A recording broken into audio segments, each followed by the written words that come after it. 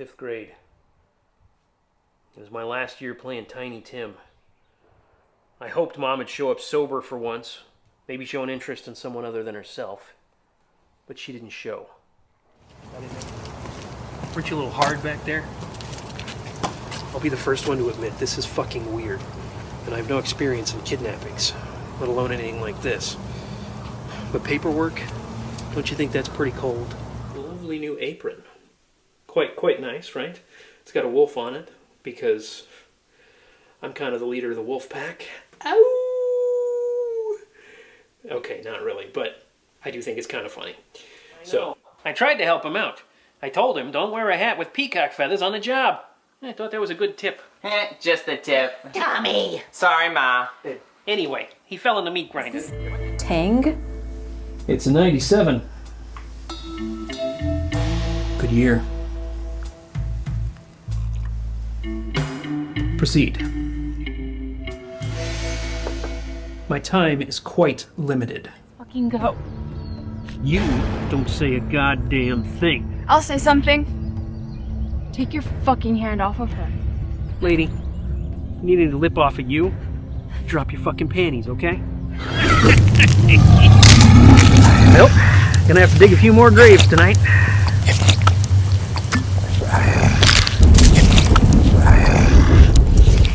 Donations. Support the ho-ho homeless.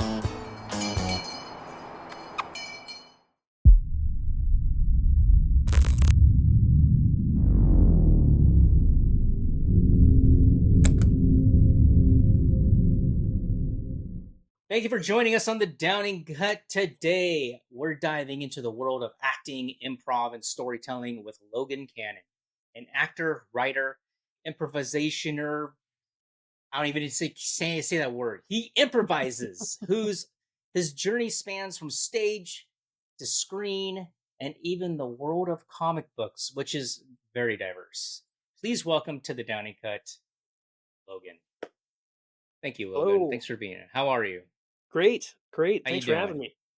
What you have such a diverse background. I always like to ask my guests, how did your journey start? What led you into acting? And I know one of my questions, I'm just gonna wrap it in this one. What was that defining moment when you knew this was your passion? Sure. Well, I started acting when I was really little. Doing stage stuff at church and at school and stuff, and always really enjoyed it. Um, I was on stage before I could even read because I could memorize lines really well. So I've been doing it forever. Wow. Really always loved it. When I was real little, I saw Big Trouble in Little China. I don't know if you've seen that movie. Green eyes. Yes, Green an eyes. amazing film.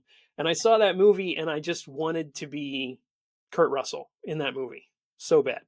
How I old were loved you? it. And it's kind of funny because I heard an interview with Kurt Russell and John Carpenter years later, actually just a couple of years ago. And they're talking about that. And they said the big joke that nobody seemed to get when that movie came out is that Kurt Russell's character is the sidekick. Even though the movie, he's the star. If you look at the script, he's the sidekick. He's the screw up. He's not the guy who's kicking ass and knows martial arts. That's the other guy. That's the Dennis Dunn character. So I always thought that was kind of fun because he got to play a bigger, more fun role. So anyway, I saw that and I thought, man, that's what I want to be. I want to be that guy. That would be so much fun. So I always kind of had that itch. And then when I was a senior in high school, I was thinking I would probably go into law enforcement. I didn't think acting was like a real job you could have.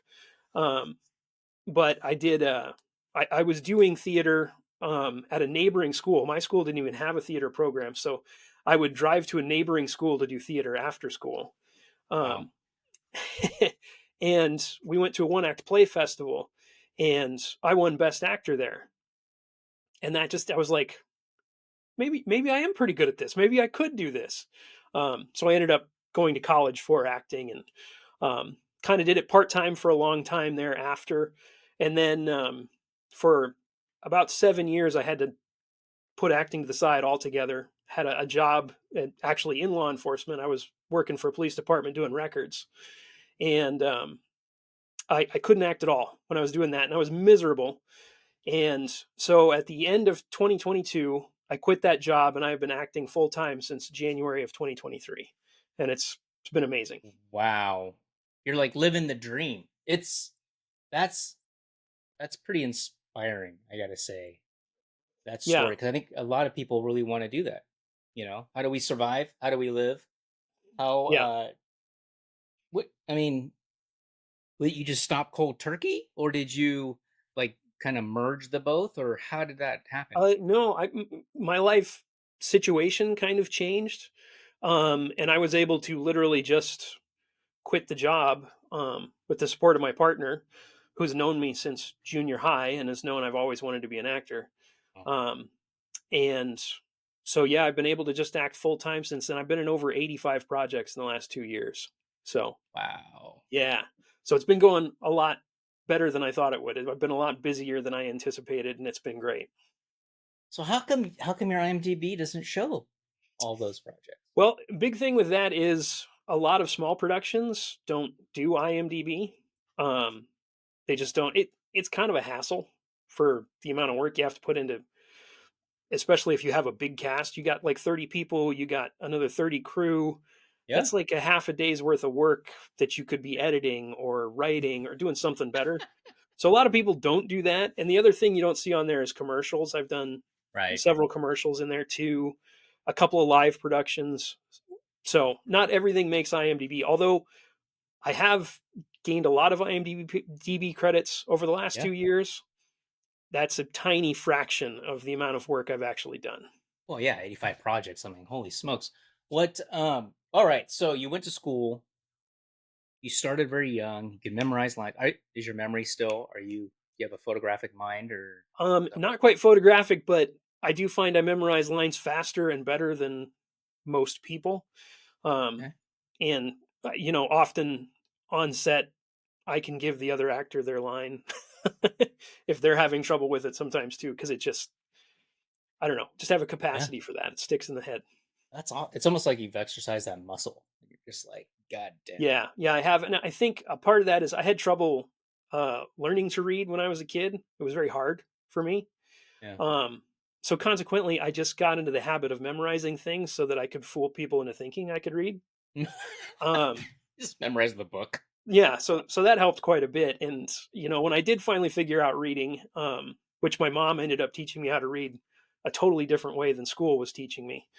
My mom ended up being a teacher for years and years too, but Yeah. um, when I did finally figure out how to read, I still didn't read a lot because my brain worked faster than I was able to read.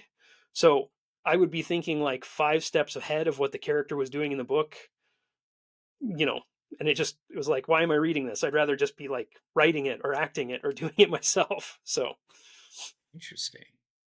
That's a but I, phenomenal skill. I mean, because you always hear like situations where actors will get a page and a half of dialogue the day of because things have changed, and it sounds like you would fit right in with that situation. Be like, just give it to me. I got it.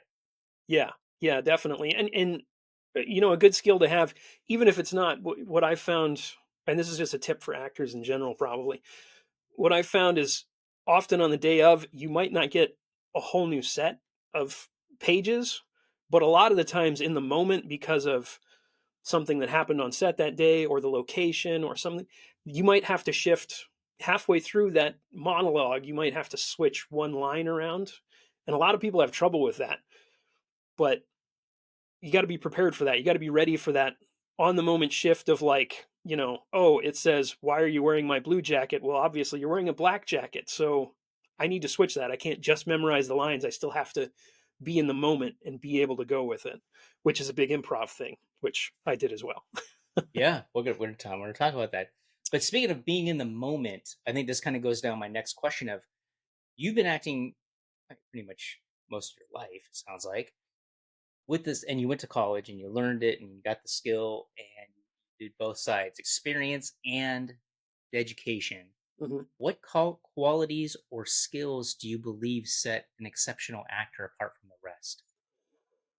Um, I think couple of the really big ones are being able to take direction is really big, because it's not, when you're making a film or a stage play or a commercial or anything, you may know the character well, but you're not the one in charge of the final product. And you have to be able to work with everybody else, especially the director, to make that final product what it needs to be and fit into that vision. So you really need to be able to make the direction they're giving you work with the character you've created, and not be challenging and difficult about it. If you have an idea, you can talk about it, but you do need to be able to give a director what they're asking for, and also give them options. You know, you've got to be able to deliver it a couple of different ways so that it can fit in with everything else that's going on. So I think that's really big. And the other one is just not even just in acting, in life, but especially in acting, be prepared, show up on time, and be nice.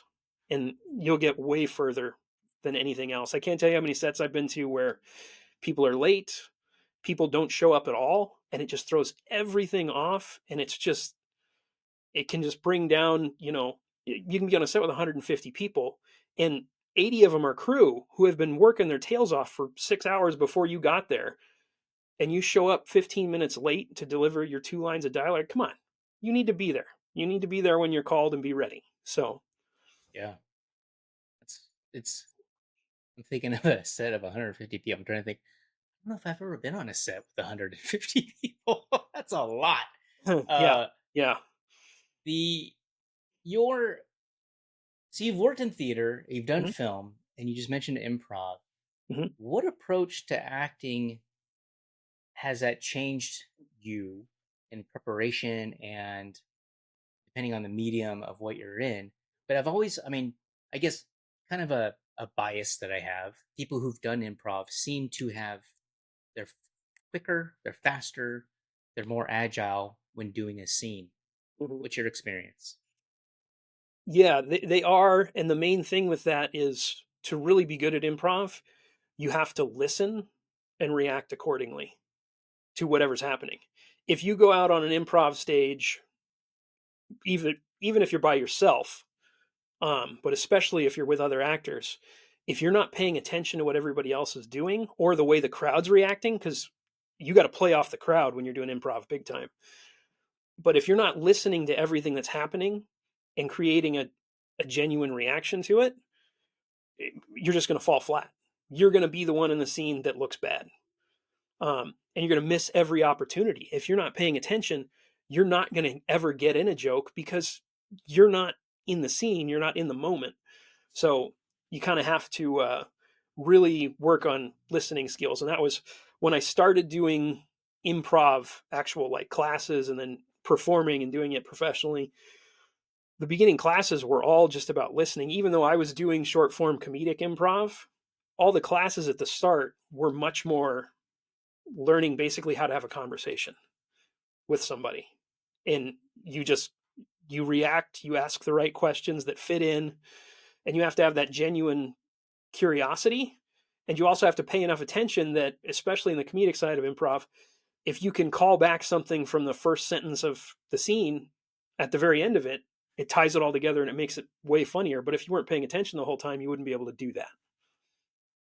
You know what? It just reminds me of real life. Hmm. Really, it's like you got to Yes. pay attention, you got to be aware, you got to listen, Yeah. and you just got to communicate. And I mean, there's different techniques, but I think, let me ask you this, because I know Mhm. you've trained with LA Connection and you've worked with other actors. Has improv, if you didn't, let's say, I don't know if you can imagine this, but if you've never taken improv, what would be missing from your skill set? Um, it's a good question.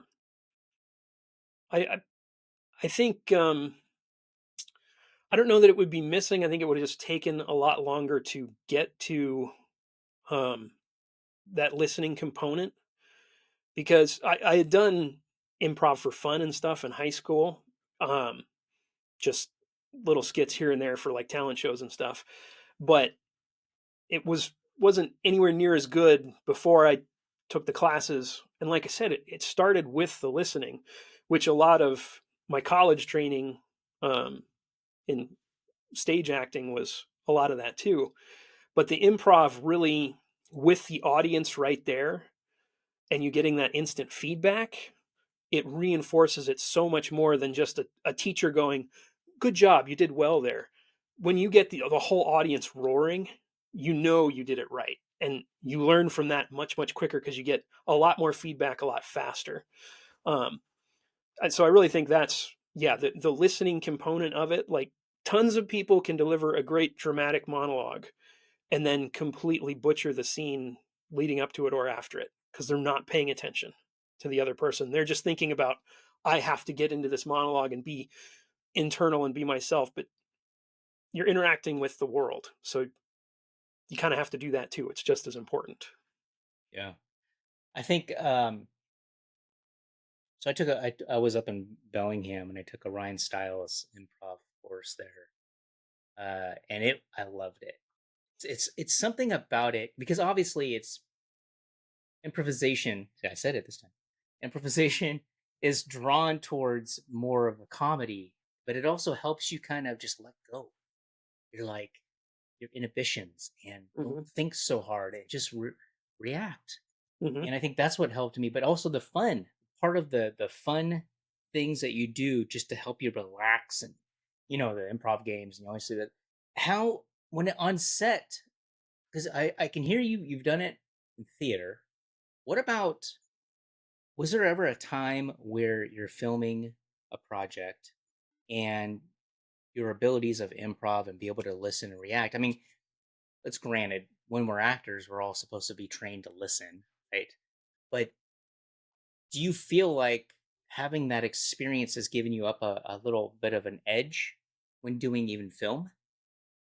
Yeah, definitely, because, um, well, just one kind of random funny example of listening and giving genuine reactions and being in the moment. I was an extra in a LaRog Brothers commercial years ago. You can look it up on YouTube. It was like, I don't know, 12 years ago or something, long time ago. Um, I was an extra. I was just part of the crowd in a wedding scene. There were, I don't know, 60 people or something in this church. And I was just literally middle of the crowd in the middle of a pew, not standing out at all. When the final cut of the commercial came out, they cut away to my reaction 4 or 5 times in that commercial. I don't have any lines.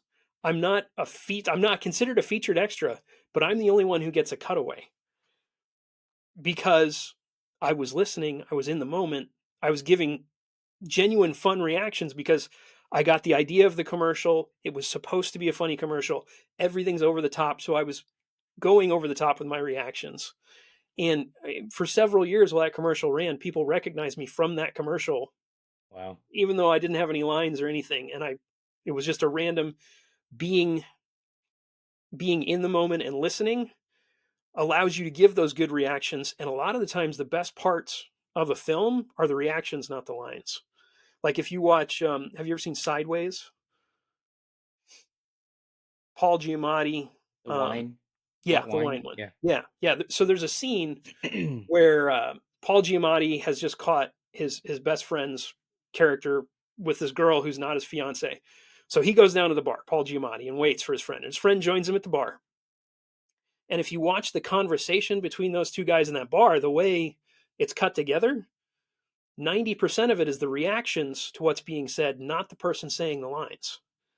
And it plays so well because of that, because they're really listening to each other and really feeling it. And you get so much more off of what the person's saying and their actions, what it's doing to the other person. So I think that helps a lot. And I've in a lot of things I've been in, there's a lot of reaction cutaways of me. You know, I'm kind of a facial actor, and it gets you more screen time if nothing else. Right, right. So when you did that commercial, Mhm. what you have to send me a link to it. What did you know that they were handing the camera to you? You didn't. Nope. You had no sense of They it had, at all. I think, four or five cameras set up, and they Okay. just had crowd cameras, but they weren't focused on anyone specific. Didn't matter to me that I was not likely to be on camera at all, other than panning past the crowd. I'm an actor.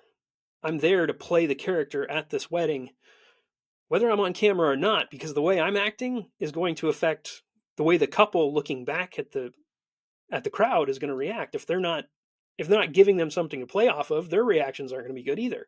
So, Yeah. you got to be committed the whole time, whether you're on camera or not. If you're part of that scene, you need to be part of that scene. So that's a probably a pleasant surprise when you saw the commercial. Like, wait, Yeah, it what? really was. So how often do you collaborate with your brother, Tyrell Cannon, um, comic books, in screenwriting? And how does your background and performance influence your approach to writing?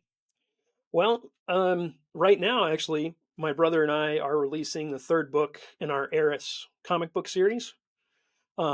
So we're going to release the Kickstarter for that here pretty soon. The first two chapters are out. Third chapter is a little bit bigger. The wrap up, it's always designed to be a 3-chapter thing. Um, but we started, I mean, he was a year ahead of me in school. He's just just barely 2 years older than me. He's like, I don't know, 18 months older than me or something. So we were very close growing up. We fought all the time when we were kids. But we got over that. And um, a number of years ago, he went to the Art Institute of Chicago for figure drawing. Wanted to be a comic book artist forever. I wanted to be an actor forever. Went to school for acting. My Oh, other brother has a degree in musical performance. We're very ah, artistic family. But so my brother Ty, he reached out to me, and he had started uh, a little comic book series when he was in college on this character named Simon. And Simon um, doesn't talk. He in almost all of the Simon books, he doesn't even have a mouth. But he's a fascinating character, really interesting.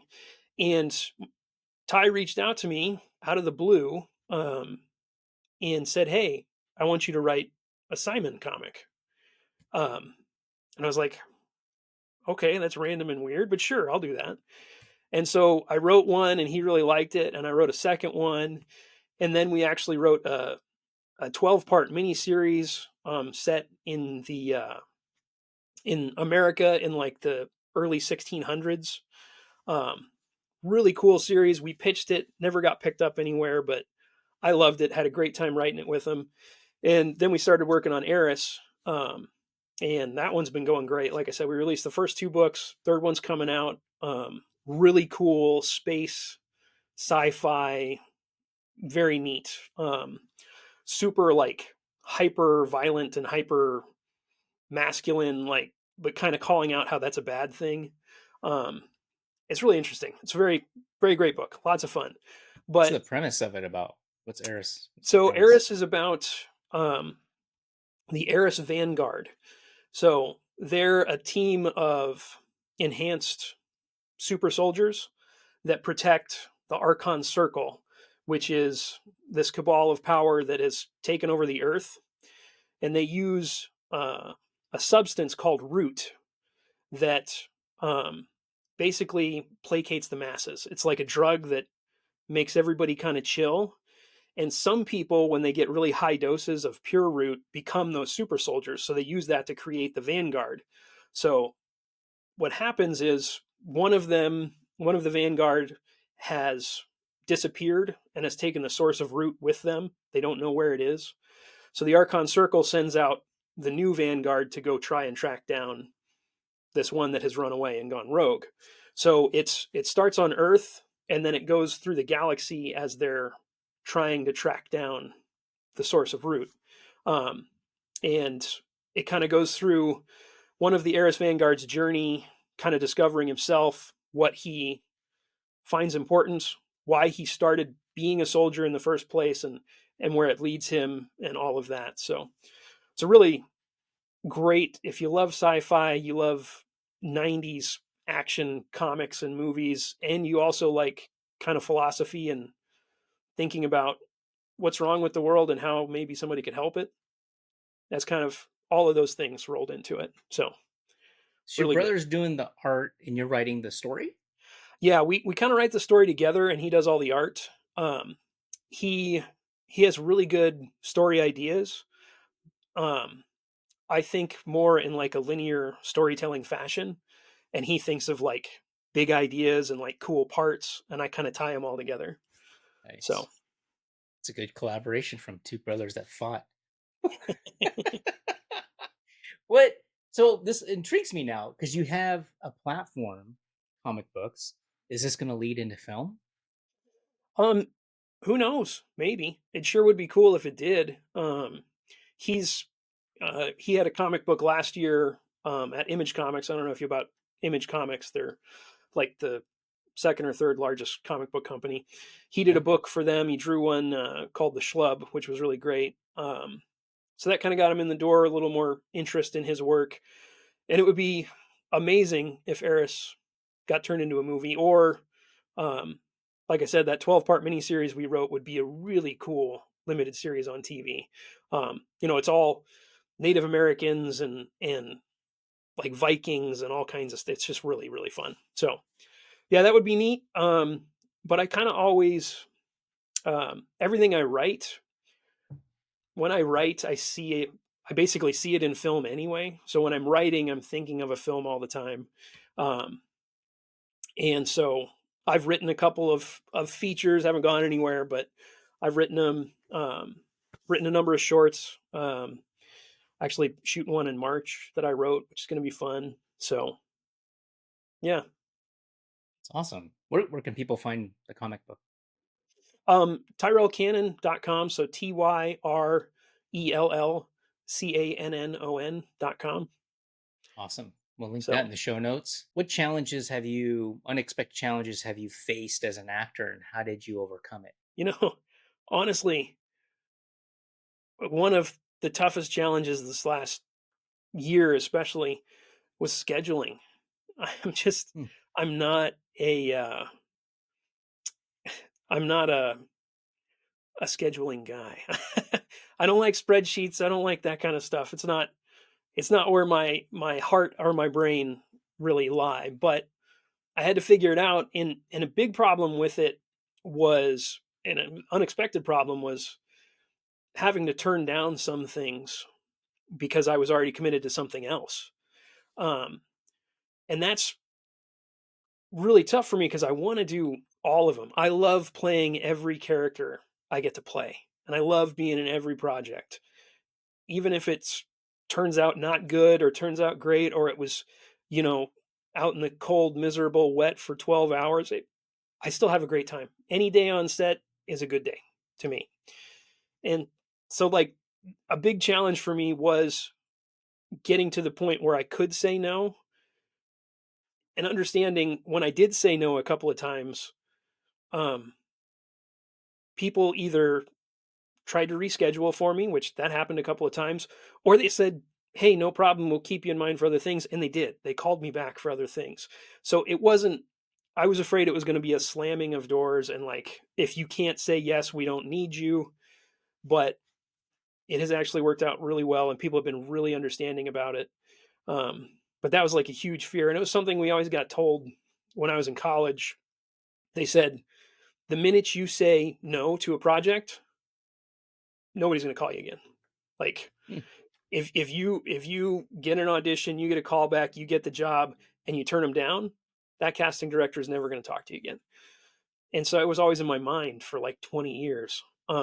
Yeah, But it has not proven to be the case. it's interesting. Yeah, I mean, I think in the indie world, it's definitely not like that. I mean, everyone's understandable about people's schedules and stuff.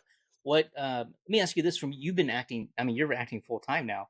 Are you Mhm. limited to which projects you can take? Do they need to be paid, or are you open to taking projects that are not paid?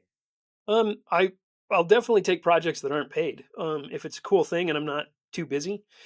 Um, I've been getting more and more paid stuff. So 2023 um, was mostly unpaid stuff, and then it the last few months of 2023 and then the first few months of 2024, it kind of shifted the other way. And most of the stuff was paid. And I was only doing unpaid stuff, usually with people I had worked with before, um, who were like, hey, it was great to work with you. You want to do it again? And I was like, yeah, absolutely. I loved working with you too. Um, so it's kind of shifted to more paying than non, but I don't have a problem with a non-paying gig at all. Especially if it's something really cool. And a lot of the non-paying ones are the ones that are really cool because they're the ones that are often stretching the boundaries, or they're like a new idea that nobody would want to put money behind because it's untested. And those are Yeah. fun. Those are more challenging. Those are the ones, man. Those are cool. What? So, from your experience, what was it that made that shift for people who are just getting into the field and they know they have to, land some projects, either background or student films that are not paid? What's Mhm. that shift towards getting towards a paid project? What happens in that process? Like, how do you get yourself out there? Well, for me, um, what it really boiled down to is I get up every morning and acting is my job. I'm looking for work all day. I'm responding to everybody, no matter how they reached out to me. I get back to them as soon as I can. Um, and then all of the sets that I show up on, like I said, be on time, which means 15 minutes early. Know your lines, hit your marks. Don't argue with a director. If they give you direction that you think is completely wrong, give them the take they want. And if you truly feel it's completely wrong, have a conversation with them. Don't disregard them or be mean to them in front of the whole crew. Have a conversation with them and ask them for one take the way you want it. Most of the time you will get it. If you don't get it, doesn't matter. It's their project, not yours. Always keep that in mind. Um, so being flexible, taking direction, showing up on time, being prepared, and then always putting in the work to find the next job made a huge difference. Um, and that being prepared and being on time, I booked just a website video and photo shoot, no lines or anything. It was just for a company's website. I showed up to the shoot on time. I had a really bad foot problem, which nobody knew about. I had injured a tendon in my foot and like Oh, hobbling around. But I put on these big heavy work boots and I did the shoot and didn't complain. And I didn't know it, but the one of my scene partners was the wife of the owner of the company, which I was not aware of. I just thought it was just somebody there. Um, we had fun all day. I made her laugh.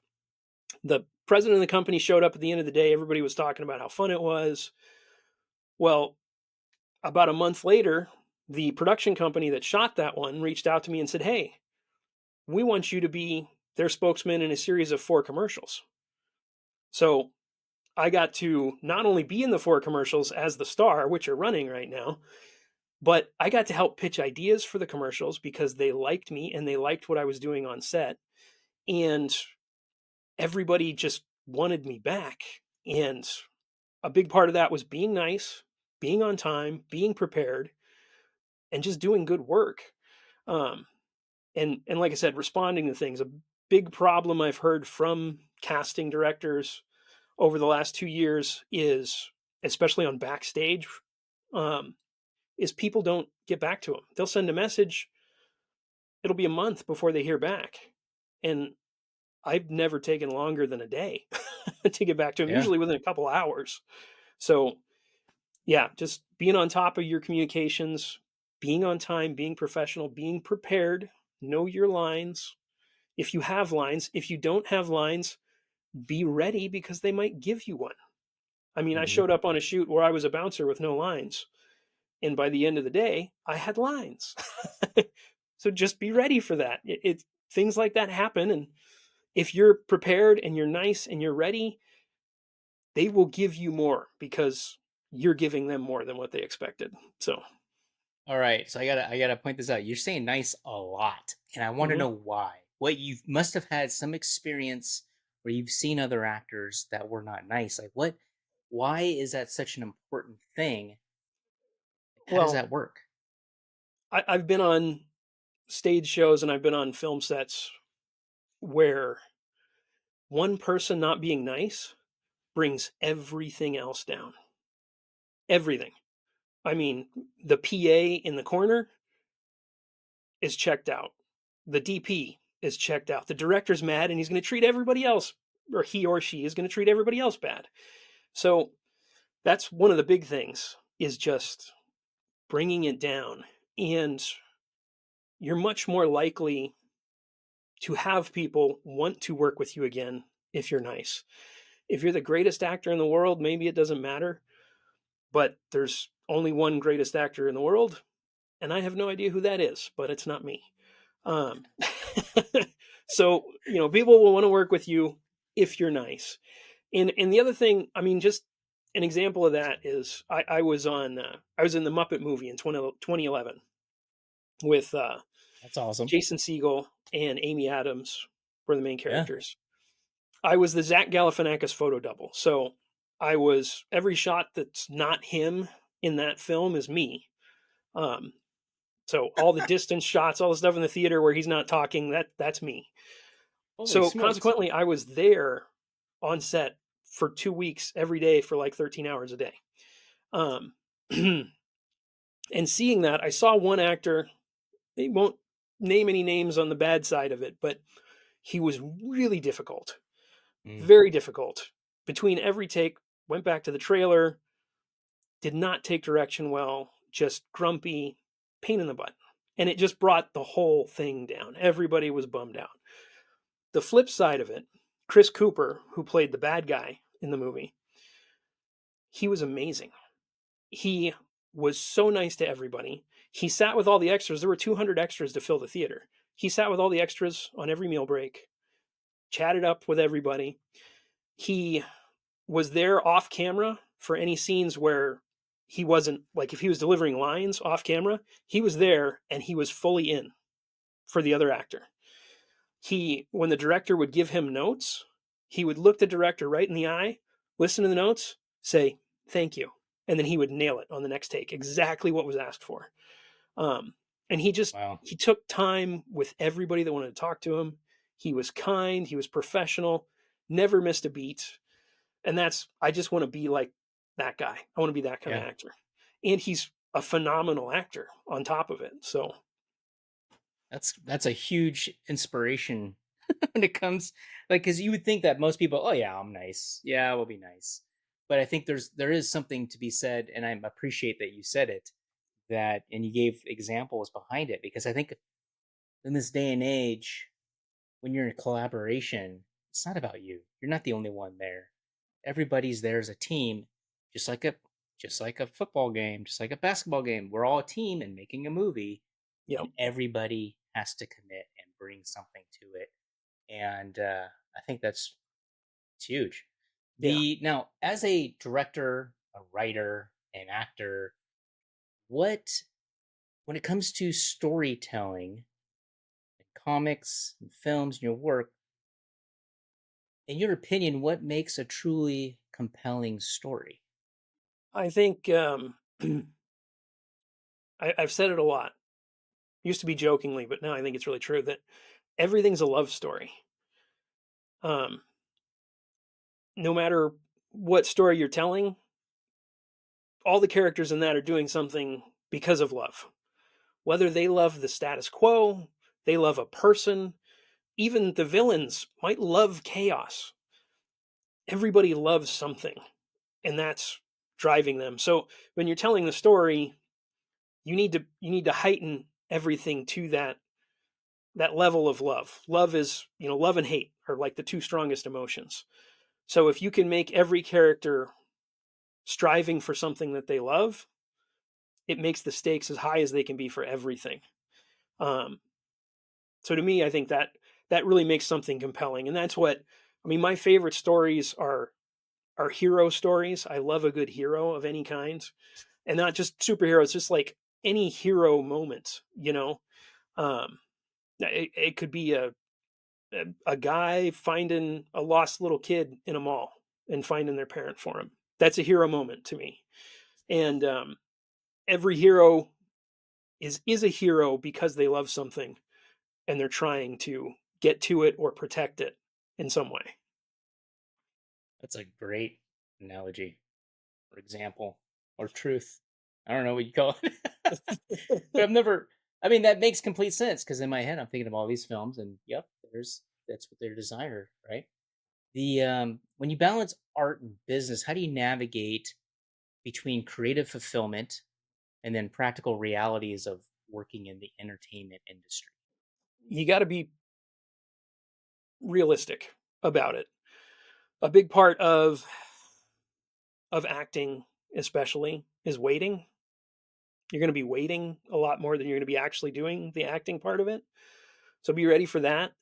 Um, and just being able to, again, probably improv helps, being adaptable, because there's some things, you might want a huge shootout at the end of your movie, but you've got two people, no squibs, cheap looking fake guns. You got to adjust, and it can still be good. It might not be exactly what you envisioned, but you've got to be able to adapt and still tell the core of the story with the limitations that have been put upon you. Um, and a lot of that is the business side of it. It's just there's some things you're not going to be able to afford to do. Um, you got to work with scheduling and things like that, and just make things work, but persevere, and also know when you need to draw the line. What is truly, you got to boil it down to what really matters for telling the story and what you can let go. Um, and that will help along quite a bit too, I think. Now, you've played a range of characters across genres. Mhm. What's your process for getting into a role, especially one that's kind of outside your comfort zone? Or do you even have a comfort zone? I always try, no matter how, for some characters, it's a lot more challenging than others, but I always try and make them a real person.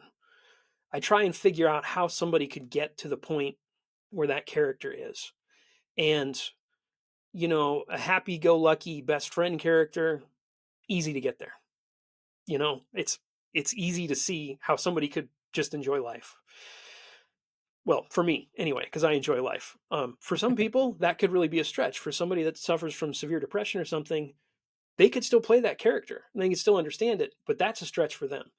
Um, for me, a more difficult character, like I've played like an abusive husband a few times, and that takes a lot more to get into, but I always try and figure out how a human being could get to that point and understand it and bring that to the character when I perform, um, because those people do exist. And even if it's something that didn't exist, there's got to be something in that character that you can connect back to your life, and maybe you amplify it in some way. You know, um, like I don't know, my spouse doesn't wash the kitchen knives by hand and put them away. She throws them in the dishwasher. That makes me angry.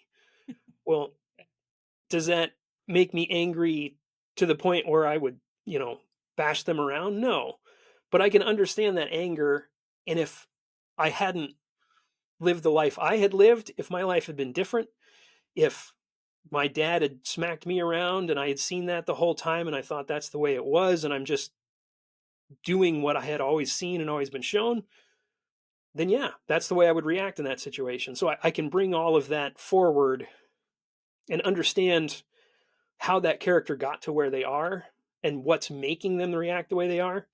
Um, so that's the way I build it. I don't I don't necessarily write a whole backstory, but I do think about it, especially as I'm going through the lines. I think about every line. Somebody has a reason they're saying that line, and they're usually trying to say something else or meaning something else, or that line is in between two other thoughts that are just as important as the line. And knowing that character's life and what brought them there allows you to fill in those gaps between the lines to make the lines more important. How much from your experience in the projects, and especially like even in comedy, what percent, if you if you can put a percent, but the balance between body language, facial expressions versus your lines, which one do you feel like weighs more in certain situations? Like, let's just use genres for instance: comedy, drama, horror. Um, you know what? I think it's not necessarily genre that matters there. It's what the director's going for in an overall vision. Some of them want something more animated and bigger. What the character would do, like that person, depending on everything that led them to that point and how they fit into the story, they're going to react differently in their state. Somebody who's had a few drinks is going to be more moving and they're going to talk more and they're going to move their mouths a little different. Things are going to be different for them than somebody who has never had a drink in their life and thinks about every step they take. All those people are going to be different. And then the other thing that you got to think about with that is where the camera is. If it's a wide, everything can be a little bit bigger. If it's a medium, you got to bring it down. If it's a tight on your face, even though when I was talking to the guy in the actual scene, I was doing this, when the camera's here, I can't do that anymore. But I have to have all that motion here still. I have to have it in my mind and in my eyes, even though I can't move because I got to stay in frame. So you got to be able to bottle all of that and keep it, even when the camera's tight. But you also have to be open to the director, what they want, and the character, what they want. So yeah, it's not necessarily a genre thing. There's a lot of factors that go into face, body, verbal, everything. See, you're teaching everyone how to act. I just set you up for that one. What was there a dream project or a collaboration that you're always been looking for in the future that you want to play, or a certain character? Sure, sure. Well, I would love to do a movie with Kurt Russell. Ooh. That would be amazing. Like I said, ever since I saw Big Trouble in Little China, I was like, oh, that guy's amazing. I want to be him. Years later, I saw The Thing, and I thought, I want to be him even more because he's completely different. Um, I'd love to do a movie with Kurt Russell. As far as a dream character, doubt it'll ever happen. But the they did a comic book series called Old Man Logan about Wolverine. The movie Logan is completely different than what Old Man Logan the comic book series was. If they ever truly did an adaptation of Old Man Logan the comic book series, I would absolutely love to play that.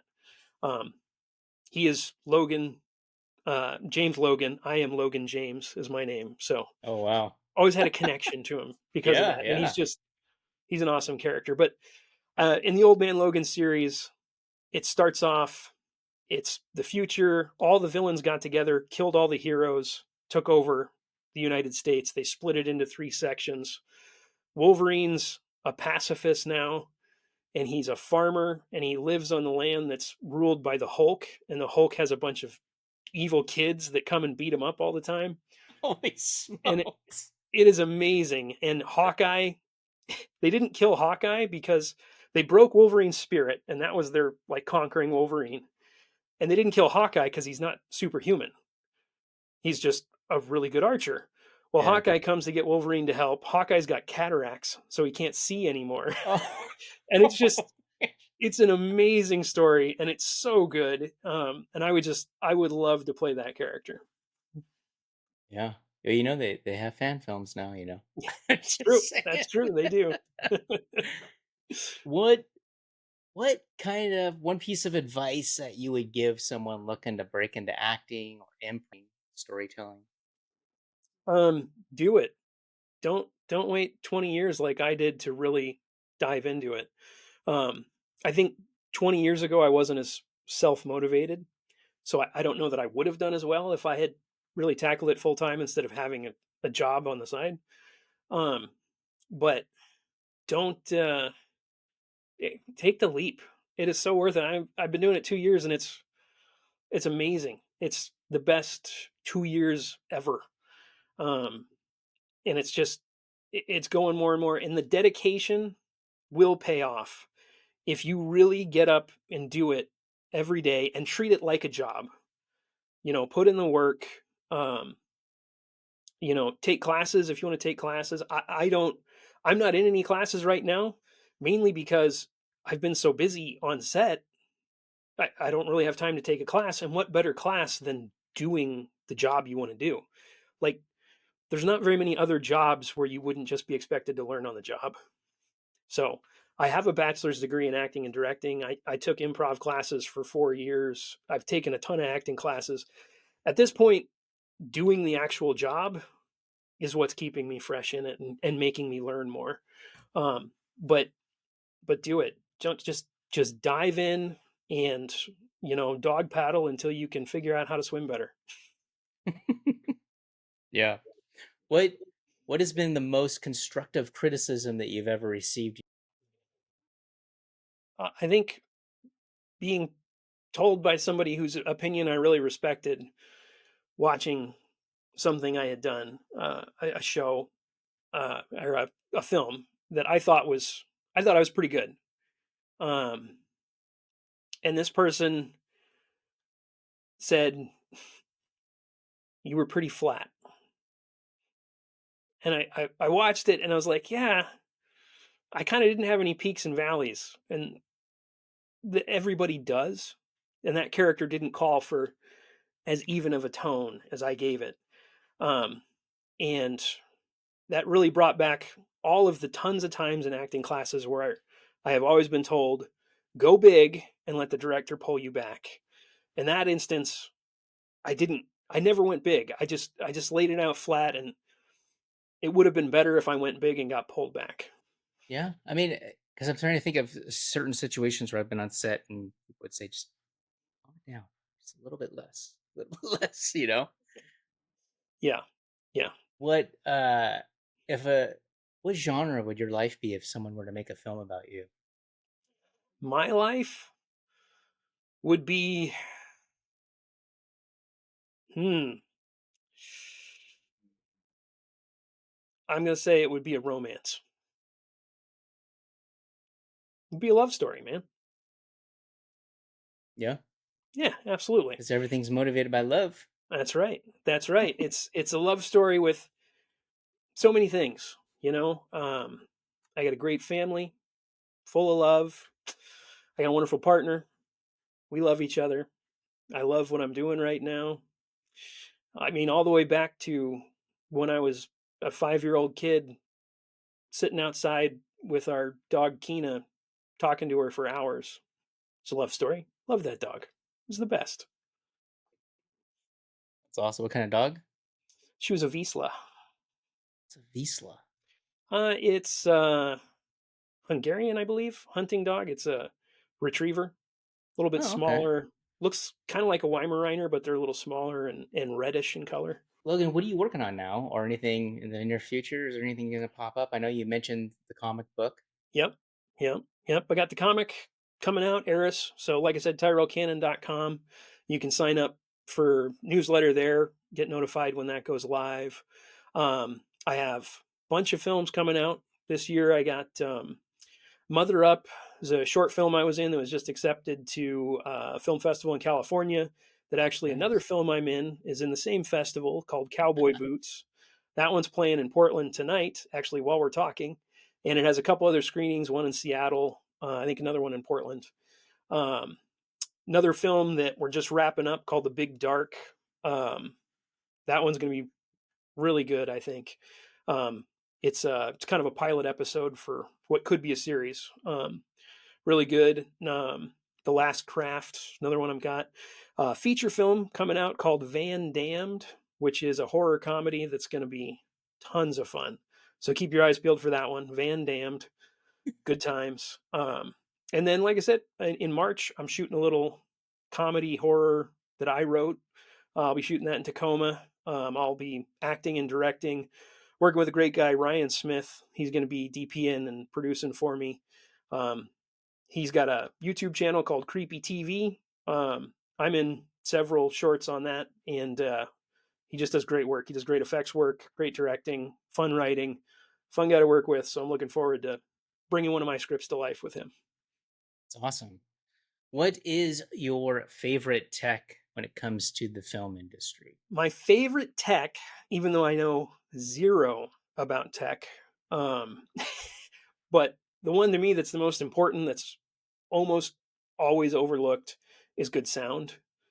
Um, Having a sound recordist that really knows their stuff and has good equipment and knows how to get sound in the moment can make or break a film.